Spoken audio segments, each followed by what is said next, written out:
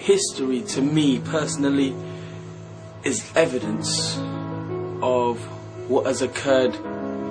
It's a place where we can go and fetch our true identity of who we are and where we come from. On the other side, history can also be perceived as an illusion. See, so much has occurred and been painted over our faces that it is now hard for us to be able to define what is true and from what is false. I think there's a lot of things in history to kind of pinpoint what people don't know about history. There's a lot that people don't know about history, but one of the things I would say is that, you know, religion in the beginning also played a part in enslaving people. Slavery was accepted by Christianity, by Muslim. You know, they all in the beginning had their hand in slavery. One of the things that was uncommon knowledge prior to me furthering my study extensively into the slave trade was that though the Europeans had entered the slave trade in 1442, many years preceding that, the Arabs had entered the slave trade from the year 652 AD.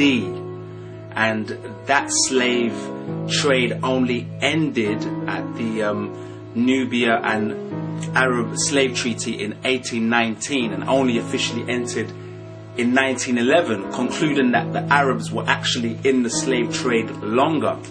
So just as Western concepts of Christianity came to the African people through slavery, Islam came to the African natives through the Arab slave trade. Before black people were enslaved by the Europeans, black people were enslaved by the Arabs, and apparently 100 million people died in that slave trade.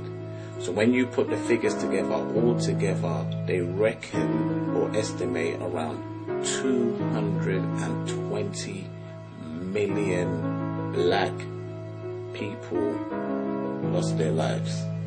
To talk about the practices of the Arab slave trade in comparison to the European slave trade, women were in high demand. Their sole use was as sexual concubines.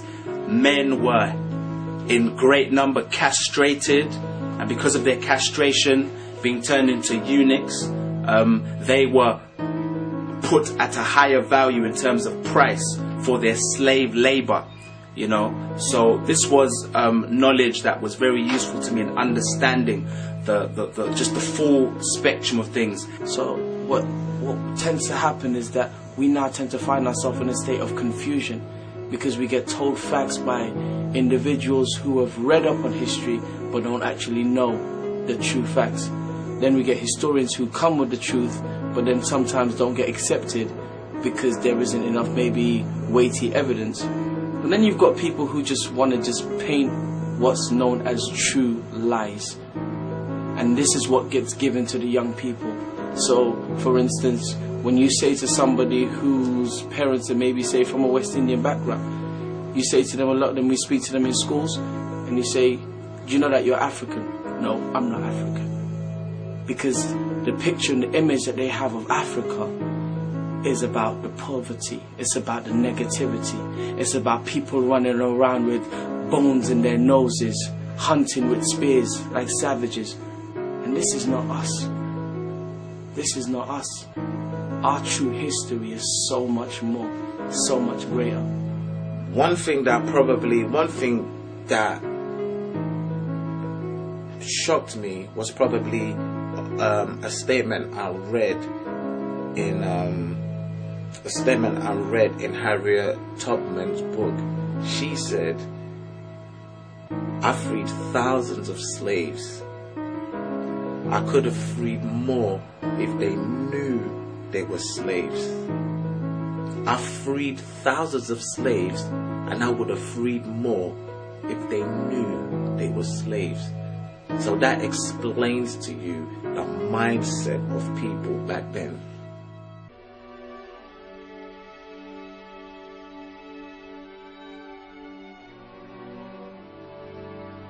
Slavery ended approximately towards the end of the 19th century, and black people were a wounded people. African American people were a wounded people. In the South, you had the rise of the Ku Klux Klan, who were lynching and just causing the victimization of people of African descent. So African Americans lived in fear. Families were torn apart, and this was done on a psychological, spiritual, mental level that we are still even trying to grasp today. So you're talking about people who weren't allowed to drink from certain fountains. If a white person was coming down the street and you were on the same pavement, you had to move. You were not allowed to walk in the same line. That right there is what you call degrading. It's what you call dehumanizing. It's what you call treating people like mere dogs, animals. There was a lot of people being killed for no reason. Black people, there was a lot of lynching. You know, Americans felt, the black American just felt, you know, belittled. They didn't get the right jobs. They just felt downgraded.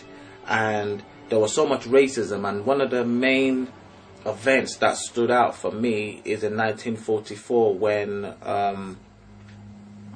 Manny T. Mosby sent her son to school, and on the way to school, for some reason, they ended up killing her child because they said he looked at a white woman or he whistled at a white woman, and for that reason, a group of men got bat sticks and they beat him until he was unrecognizable. And I can't imagine how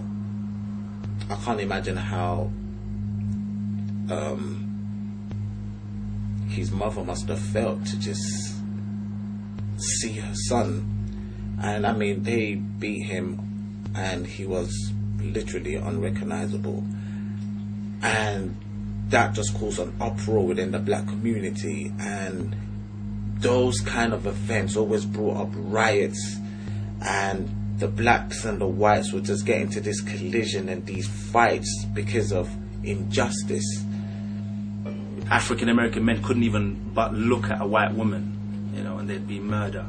You know, young African American children could not even be schooled on the same premises as non-African American children. You know, in the North, though they seemed to be non-racial in their speech, racism was present, but it was subtle. You know, you had situations where African Americans could not even get proper jobs. African Americans could not even get decent wages, you know.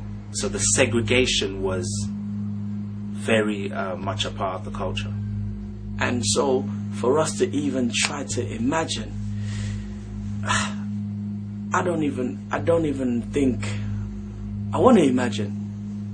Sad as it is, I don't think I want to imagine, because when you begin to go into that thought process and you live there too long, you can actually find yourself in a position of maybe what's known as post-traumatic slave syndrome, where there's so much hurt inside you. You can just actually either turn that into a positive where you say, you know what, I know people have struggled for us to be here today, and turn that into a positive energy, or it can actually make some young people